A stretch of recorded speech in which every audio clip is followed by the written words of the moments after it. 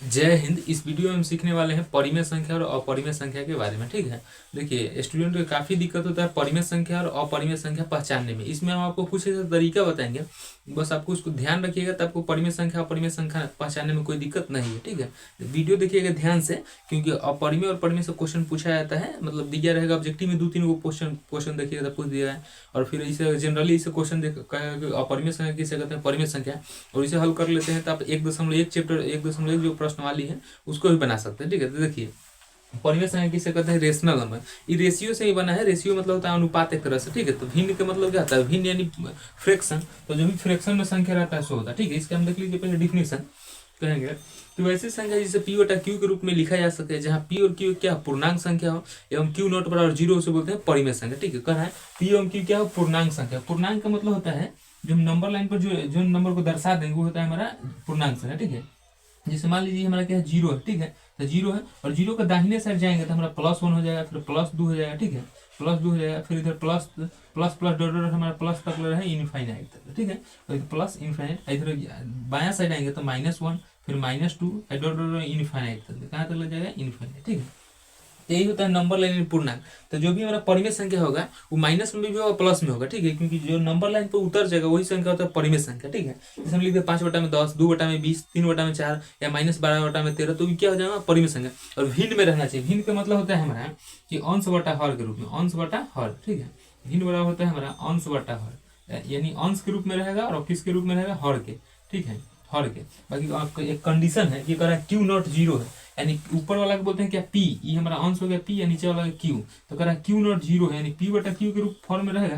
भाई Q not 0 यानी बटा में 0 नहीं होगा, क्योंकि बटा में 0 है तो कोई भी संख्या से भाग दे तो हमारा क्या है, 0 हो जाएगा, तो इसीलिए नहीं होगा। ठीक है, कि वैसे संख्या जिसे पी बटा क्यू के रूप में लिखा जा सके, जहाँ पी और क्यू क्या है, पूर्णांक संख्या। पूर्णांक का मतलब बताइए देखो, और क्यू नॉट बराबर 0 यानी बटा में 0 नहीं होना चाहिए। ठीक है, देखिए जैसे 5/3, 8/5 या -12/13, कोई भी संख्या होगा क्या होगा, परिमेय संख्या होगा। ठीक है, तो बस क्या होना चाहिए कंडीशन, एक बटा में 0 नहीं रहना चाहिए, तो ये हमारा क्या हो जाएगा, परिमेय संख्या। तो जैसे देखिए पाई के मान जो होता है हमारा 22/7 होता है, तो 22/7 हमारा क्या है, परिमेय संख्या है। ठीक है, 22/7 क्या है, परिमेय संख्या, क्योंकि देखिए ये पूर्णांक में लिख दी है भिन्न में 22/7 यानी पी बटा क्यू के रूप में, तो हमारा क्या है, परिमेय संख्या होगा। और हम समझते हैं अपरिमेय संख्या यानी इरेशनल नंबर। ठीक है, तो बोलेंगे कि वैसे संख्या जिसे पी बटा क्यू के रूप में नहीं लिखा जा सकते उसे बोलते हैं अपरिमेय संख्या। क्या बोलेंगे, अपरिमेय संख्या। अपरिमेय संख्या पहचानने के हम आपको एक तरीका और बताते हैं कि रहेगा रूट के अंदर रहेगा और अभाज्य संख्या रहेगा। क्या रहेगा, रूट के अंदर रहेगा और अभाज्य। जैसे देखिए √2 एक अभाज्य संख्या, √3 अभाज्य संख्या, √5 अभाज्य संख्या, √7 11 13, ये सब क्या हो जाएगा, अभाज्य संख्या रहेगा।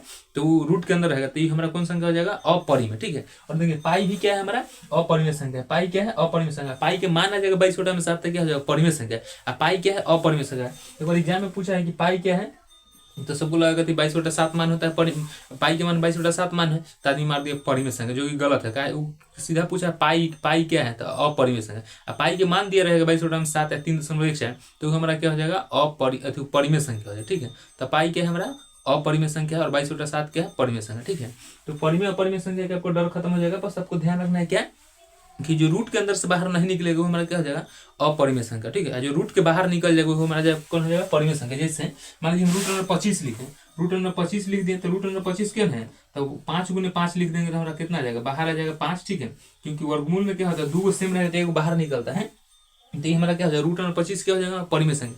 यानी जो भी स्क्वायर रूट से एग्जैक्ट बाहर निकल जाएगा, जैसे √25 26 36 49 142 134, मतलब जो भी है जो रूट के अंदर से बाहर एग्जैक्ट पूरा निकल जाएगा, जिसका स्क्वायर रूट हो सकता है तो हमारा जो परिमेय संख्या। जिसका एग्जैक्ट स्क्वायर रूट नहीं निकलेगा तो हमारा हो जाएगा अपरिमेय संख्या।